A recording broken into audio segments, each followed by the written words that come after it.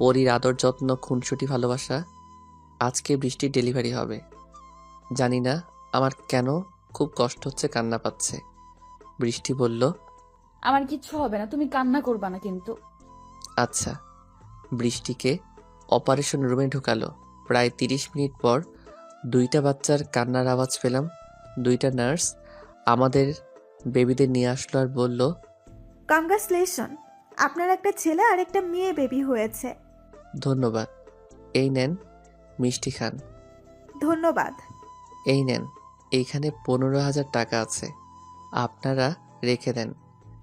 না না, লাগবে না। আরে রাখেন তো। আমি টাকাগুলো হাতে দিয়ে বললাম, বৃষ্টি কেমন আছে এখন? উনিও ভালো আছে। আর একটু ভালো ভালো জিনিস খাওয়াবেন। আপনার স্ত্রীর শরীর অনেক দুর্বল, ওনাকে একটু পর কেবিনে শিফট করা হবে। ধন্যবাদ আপনাদের সবাইকে। আমি আম্মুর কোলে আমাদের বেবিদের দিয়ে চলে আসলাম নিচে। কিছু ফল কিনলাম আর কাচ্চি কিনলাম। কাচ্চি বৃষ্টির খুব পছন্দ। উপরে চলে আসলাম। এসে দেখি বৃষ্টিকে কেবিনে শিফট করছে। সবাই বৃষ্টির সাথে কথা বলতেছে। আমিও চলে গেলাম বৃষ্টির কাছে। আম্মু বলল, সবাই বাইরে চলো, তাদের দুজনকে একটু একলা থাকতে দাও। সবাই বাহিরে চলে গেল। আমি একটা চেয়ার টেনে বৃষ্টির মাথার কাছে বসলাম। বৃষ্টি বলল, তুমি খুশি তো টুইন বেবিদের পেয়ে? হুম, খুব খুশি। হা করো, আমি খাইয়ে দেই। না, আমি এখন খাবো না, বাসায় যাব আমি। খাইতে হবে, তোমার শরীর অনেক দুর্বল। খাও, আমি ডাক্তারের সাথে কথা বলতেছি। আচ্ছা। আমি বৃষ্টিকে খাইয়ে দিয়ে চলে আসলাম বাহিরে। আম্মু যাও, ভিতরে যাও, আমি ডাক্তারের সাথে কথা বলে আসতেছি। আচ্ছা, যা। আমি চলে আসলাম ডাক্তারের কেবিনে। ডাক্তার, আসতে পারি?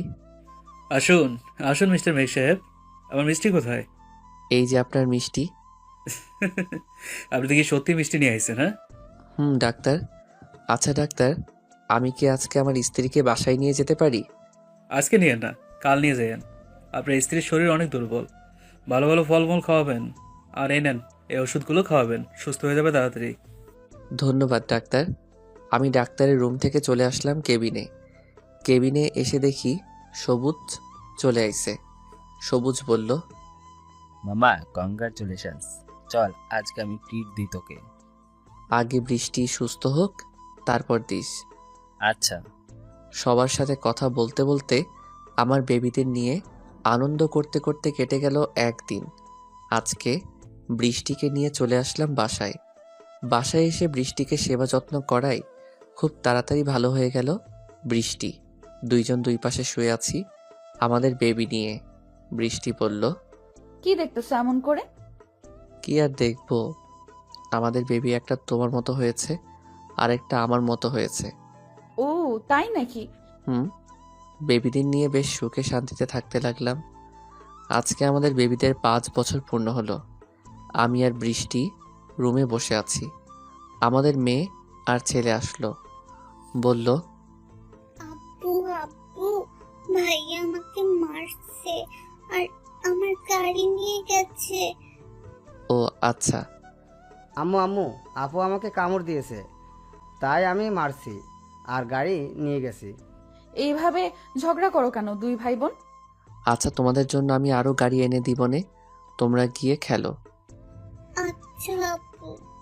দেখছো কেমন লাগে এখন? দুই ভাই বোন ঝগড়া করে এখন, বড় হলে ঠিক হয়ে যাবে।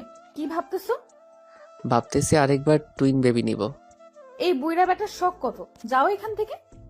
আমি বৃষ্টিকে জড়িয়ে ধরে চুমু খেলাম।